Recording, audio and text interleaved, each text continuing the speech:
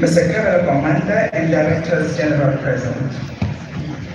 State institutions, the Secretary Cluster, including the four political parties and independent candidates, and 10 institutions, domestic and international observers, all civil society, all faith-based organizations,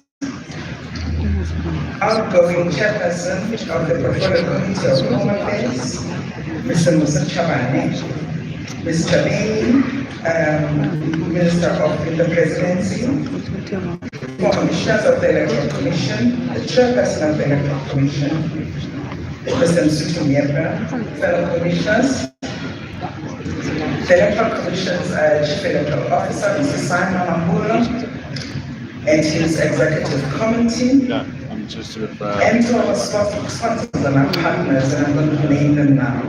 The Telecom Board, with their Chief Executive Officer, Mr. Executive Board, and their Chief Electoral Officer, the SABC Board, and their Chief Executive Officer, and more especially the staff of the Electoral Commission of South Africa, members of the media, without whom we would not be able to do the job that we do. Distinguished guests, ladies and gentlemen, good evening and welcome to the ceremony to announce the results of the 2024 national and provincial elections. As I said, Excellency, before you came in, it's a very short program, but I hope that it is worth every while. It is a reflection of much joy, sweat. We've had battles against wars, and here we are, we're still standing. And I think that's a good thing.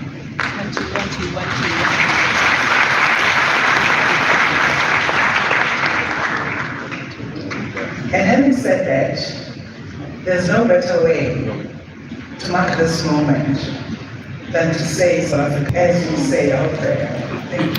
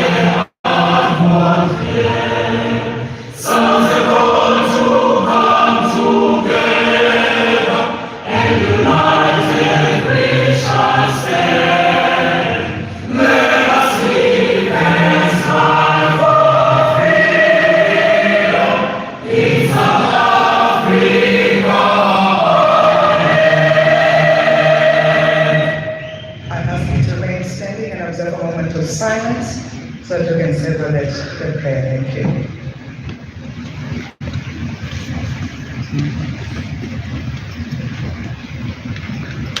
Thank you very much, Minister.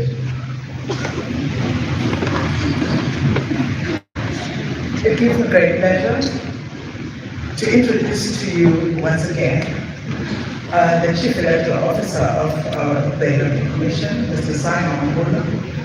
I think it is proper that I introduce him because he's not the same person that you knew before we came to the rock. And so it is fitting that I reintroduce him. CEO, etc.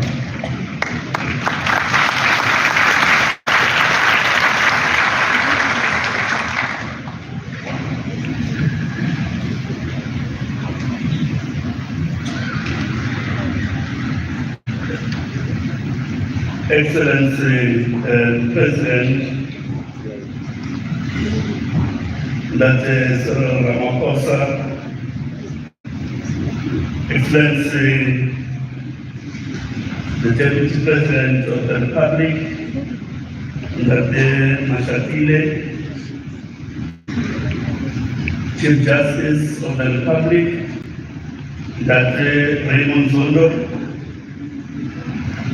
Chairperson of the Electoral Commission, Ndate Musotu Mietia, Commissioners of the Electoral Commission, Ministers in government,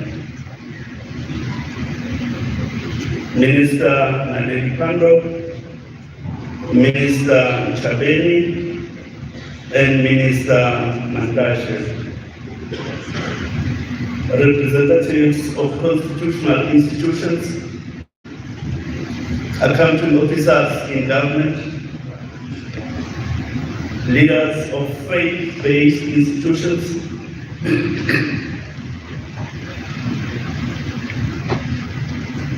former chairpersons of the Electoral Commission and vice chairperson,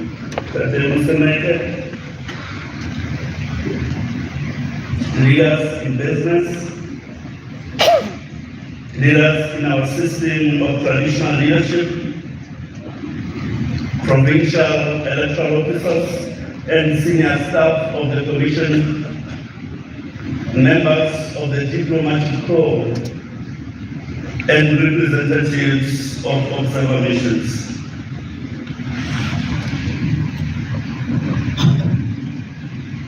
Ladies and gentlemen, esteemed citizens of our great nation, today marks a pivotal point on our democratic journey as we gather to draw a curtain on the momentous 2024 national and provincial elections. We stand before the nation to present an account of the delivery of an election, and we do so with a deep sense of national duty. Election 2024 was like no other before.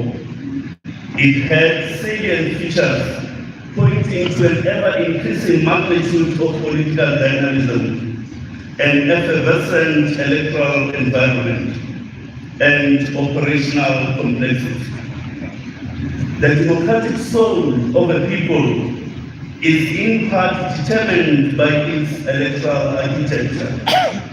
Such a democratic soul is naturally defined by the constitutional and other statutory mechanisms enshrined to elect those entrusted the privilege of governing public affairs. Since the proclamation of the elections in February, our country has been on a journey to impart practical content to our electoral democratic soul. Even with novel challenges and political contours never experienced before, the 2024 election is a moment of democratic affirmation. In this very arena, we experienced electoral transparency of superlative proportions. Indeed, this was a theater of openness. As has been the case in the past 30 years, our democracy has spoken. Indeed, the people have expressed their political choices through the ballot box. We must now act to honor the choice of the voter, for an election is an inquiry on the political choices of the moment. In an election, the choice of the voter is sovereign. And I suppose this begs a repetition. In an election, the choice of the voter is sovereign. It may not be negated in any form whatsoever. Hence, the commitment we made to the South African voters when we assumed responsibility for organizing this election, that we will always honor their choices. It is therefore an apposite moment for honoring and voices of the voters in the country. Accounts of observer experiences bear eloquent testimony to this, as does the election satisfaction survey conducted. Salient aspects in this regard are as follows. Results indicated that voters overwhelmingly believe that national elections 2024 were free and fair, and they positively rated the conduct of officials at voting stations. I was going to ask for an the Electoral Commission was high, and almost all voters felt that they were safe to cast their ballot papers in secret. The majority of the voters felt that the IEC adequately considered the needs of vulnerable groups, being the elderly and persons with disabilities. But queuing time at voting stations increased relative to more recent elections, which had a bearing on electoral evaluations. Indeed, over 90% of sample voters during the elections were generally satisfied with the voting procedures. The voters also expressed unequivocal confidence in the Commission. The 30 years of our transition from apartheid to a multi-party democracy has benefited not only this country, but the rest of the continent by hugely contributing to promotion of democratic governance, peace, and development. This reality reminds us that elections are not an end in themselves, but elections are an instrument of national and continental development. For electoral democracy to take root, regular elections must be accompanied by the collective responsibility we share to incubate a spirit and indeed a disposition that enables us to graciously accept the definitive choices of the voter. Imperatives of national unity demand of us to work together within institutions of public representation. The champion of the Festival of Electoral Democracy we are concluding today are the 16.2 million voters who cast their ballots. The act of civic action reinforces South Africa as an irrevocable democracy grounded on, amongst other values, regular, free, and fair elections. We commend every voter for their patience and tolerance as they exercise their fundamental right to participate in this democratic process. Our electoral democratic expression must thus of necessity make provision for voters in special circumstances.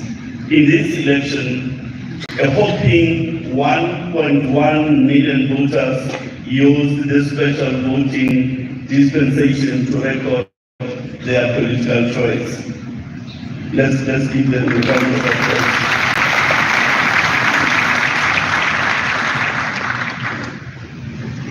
And international observers. This exercise assists us to improve our systems and practices for the next set of elections. We also wish to thank all state and non-state role players, especially business leaders, for their immeasurable contribution to the holding of this democratic election in our country. Their selfless support is what makes South Africa a great nation and an example of true multi-party democracy. Finally, I thank all the commissioners for your leadership and guidance, all members of staff, members of ESCO, members of the management committee, all regional leadership, including the 200,000 staff members who took charge of the voting process on election day. They did so and performed beyond the